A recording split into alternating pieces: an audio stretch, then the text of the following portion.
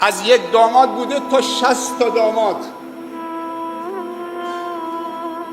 چقدر زیبا بود.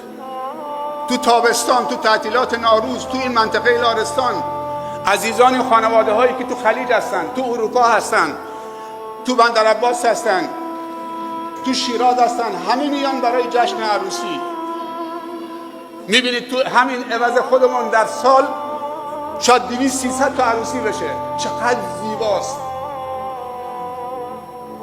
100 تا داماد یک شب، یک همایش پیوند بین جامعه، یک همایش الفت، یک جشن شادی که به قصد تعبد برگزار میکنیم. یه شیخ و یک ریش سفیدم جلو بیفته، 100 تا داماد دنبالش تو جایگاه بنشینن. ما تو گله‌دار 50 تا داماد بود، 4000 نفر شرکت کرده بودن چند سال پیش. 1500 نفر جوانای شیعه بودن. سبحان الله. جوانای شیعه، مسئولین، علمای شیعه و سنی. 50 تا داماد. یک بزرگی جلو افتاده بود، 50 تا داماد لباس پوشیده دنبالش با صلوات آمدن. 2 تا 25 نفر دو طرف جایگاه نشستن. فرماندارم بود، امام جمعه تشیع بود، تسنن بود، همه بودن. واقعا اونجا یک جشن مهرورزی بود. از سلام کردن به هم دیگه، ابراز محبت به هم دیگه سیر نمی شدن. باور بکنید جوانای شیعه جلوتر از جوانای سنی ابراز محبت میکردن.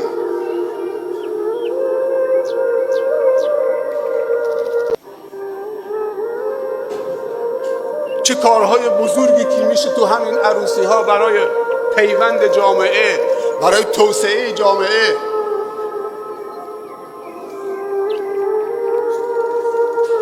عفت. یه نکته در این رابطه بگم، ازدواج مصلحتی نیست.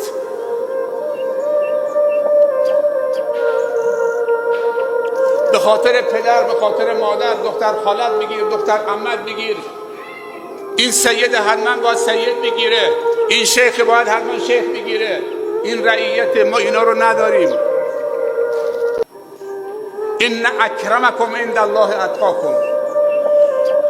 در ازدواج انتخاب بر اساس معیارها باید شکل بگیره، اما باید عروس برای داماد جذابم باشه تا به عفت برسه.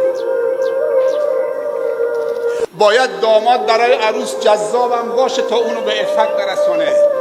خیلی ازدواجهای مصلحتی پسر و دخترمون به عفت نمیرسن، به خاطر مادرشه، به خاطر خالشه. اگر با دختر خالت ازدواج نکردی شیرم برات حرام. معذرت میخوام، من و تو که نمیخوام ازدواج بکنیم. وقتی نوبت خودت بودی که بابا هستید، وقتی میخواستی ازدواج بکنید اراده رو از بچه میگرفتید، اما وظیفه پدر و مادر است که فرزندش رو راهنمایی بکنه، در کنارش باشه، راهنمایی بکنه، جهتش بده که خوب انتخاب بکنه. اگر 2 تا خوب بودن، همه اوصاف خوبی داشتن، 2 تا عروس یا 2 تا داماد، یکی در کنار خوبی دل پسرمون دل دخترمون هم میخواست، اون یکی که دلش میخواد بهش بدید. غذایی که اشتها نداره بهش ندید. اما فرزندان ما هم اگر پدر و مادری دلسوزی کردن، بچه هاشون از تو زباله‌دونی پیدا نکردن، دلسوزی کردن، پسرم دخترم درست تو عاشق شدید، تو دل بسته شدید، ولی ما صلاح نمیدونیم به این دلیل و این دلیل حرف پدر مادر گوش دادن، یک چیز دیگه پیدا بکن که دل خودت هم بخواد، ولی چه پدر مادرم دوست داشته باشن. دعای برکت خیر پدر و مادر میتونه بزرگترین سرمایه برای فرزندان باشه.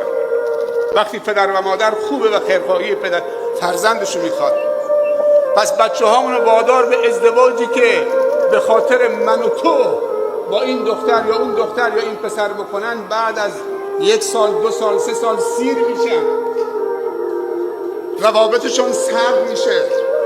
تو همین لارستان خودمون شاید روستایی باشه 2500 نفر، بیشتر جمعیتش نیست، در 1 سال 30 تا طلاق بوده.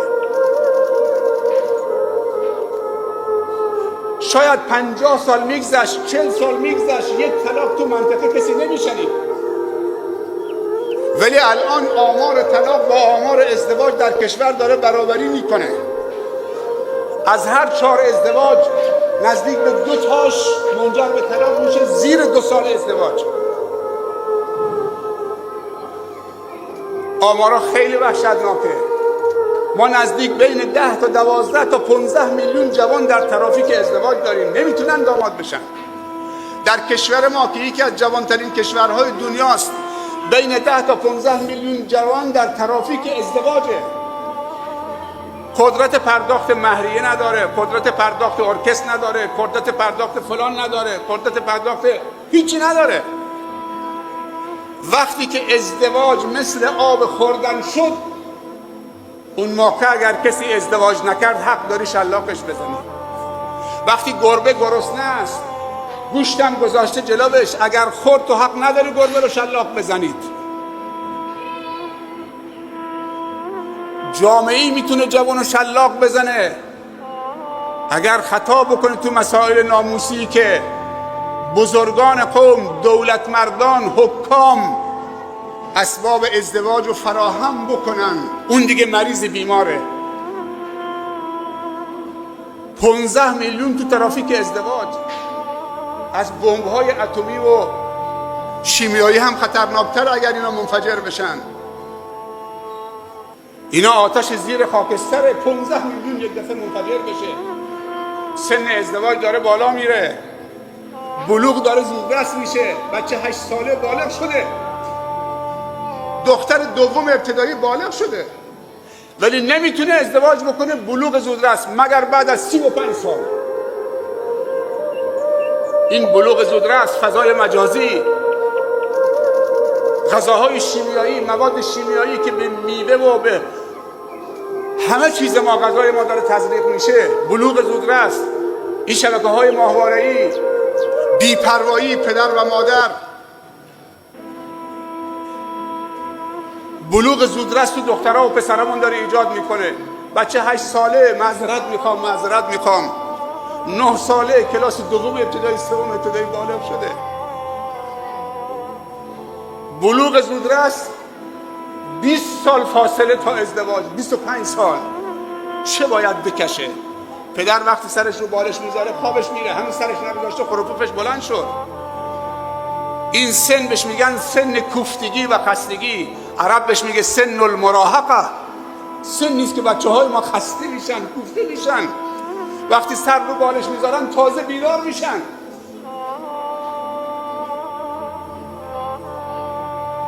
ولی پدر و مادر خوابه. کدوم یکی از ما ساعت 2 شب بلند شدیم ببینیم دست پسرمون کجاست، پاش کجاست، کجا خوابیده؟ پیامبر صلی الله علیه و سلم میفرمایند از سن 7 سالگی بچه هاتون رو تشویق به نماز بکنید، در سن 10 سالگی بزنیدشون و در سن 10 سالگی خوابگاهشون رو جدا بکنید. فرقوا بینهم فی المضاجع. 2 تا دختر، نه پسر و دختر حق ندارن روی یک تشک زیر یک لحاف، حتی که سنشون 10 سال باشه. نه که پسر و دختر، حتی 2 تا دختر، 2 تا خواهر 10 ساله و 11 ساله، 2 تا برادر 10 ساله و 11 ساله حق ندارن روی دوشک بخوابن، زیر یک لحاف، زیر یک پتو، زیر یک چادر. پدر شب بلند میشه میره دستشویی برمیگرده میخوابه، بلند میشه میره سر یخچال آب میخوره میاد میخوابه.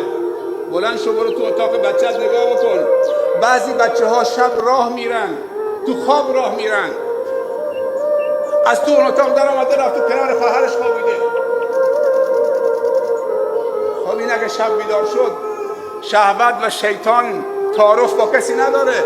این دختر شیخه، این دختر ملاست، این دختر حاکمه، این دختر استانداره، این دختر پروفسور فلانیه. بعضی فکر میکنن شهوت فقط مخصوص لاتاست. این حرفا چیه؟ بلند شو کجا خوابیدن، مشکل پیدا میشه. چرا چشمانمون رو بستیم، خودمون رو به اون کوچه زدیم؟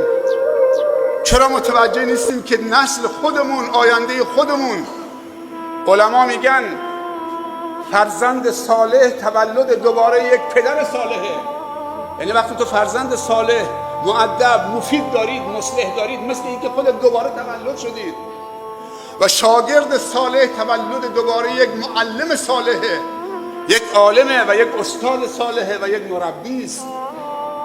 اون نسل خودمونه. به نسل آینده رحم بکنیم، کمکشون بکنیم.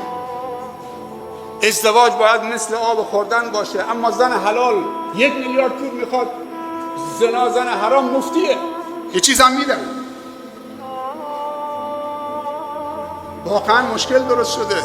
من تو جامعه هستم، من با جوانا هستم، درد دلشون رو من میگن، با من تعارفی ندارن، خیلی وقتا شکایت پدر و مادرشون میکنن.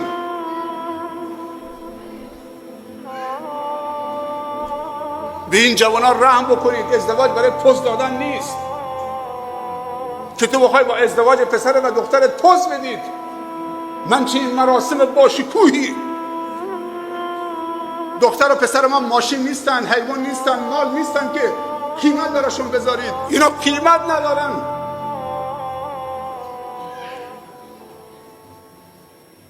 اینا فرزندان ما هستن، جگرگوشه های ما هستن.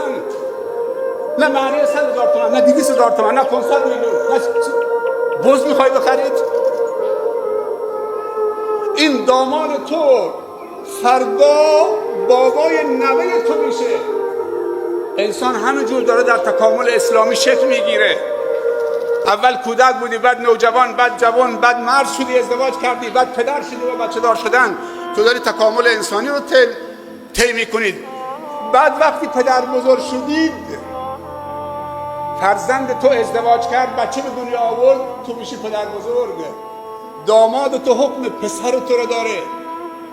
چرا بعضی از پدر عروسا یا بزرگان پدر و مادر عروس میخواد شب اول عروسی دامادش رو چپاول بکنه، 500 میلیون، 1 میلیارد پول بده؟ تو دامادت رو غارت میکنید. این پدر نوی تو خواهد شد.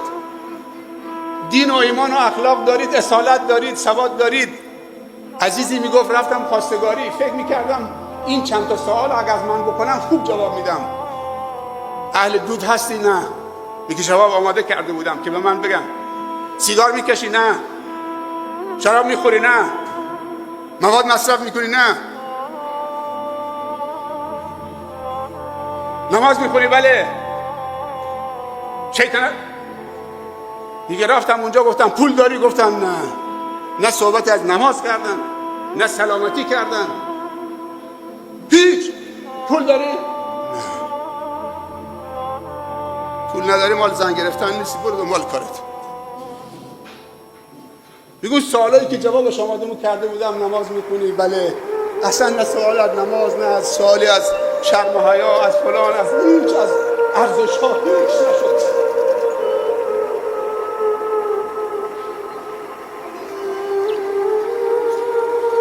در کشور ما بین 600 تا 700,000 نفر در سال ازدواج تحقق پیدا میکنه. از ها 4 ازدواج هم 2 تا به بالاش، کمتر از 2 تا بالای 1.5 منجر به طلاق میشه. طلاق هایی که شکل میگیره زیر 2 سال ازدواجه. بعضی 6 ماه. وقتی دوره عقد طولانی میشه، دوره نامزادی طولانی میشه. عقد و ازدواج بچه هاتون رو طولانی نکنید. نامزادی و عقدشون رو طولانی نکنید که دلشون سیر میشه از همدیگه. هرچی حرفای قشنگ خوب زناشوییست به همدیگه میزنن، بعد از ازدواج دیگه سرد میشن. کمک بچه هاتون بکنید تا عقد کردن ازدواج.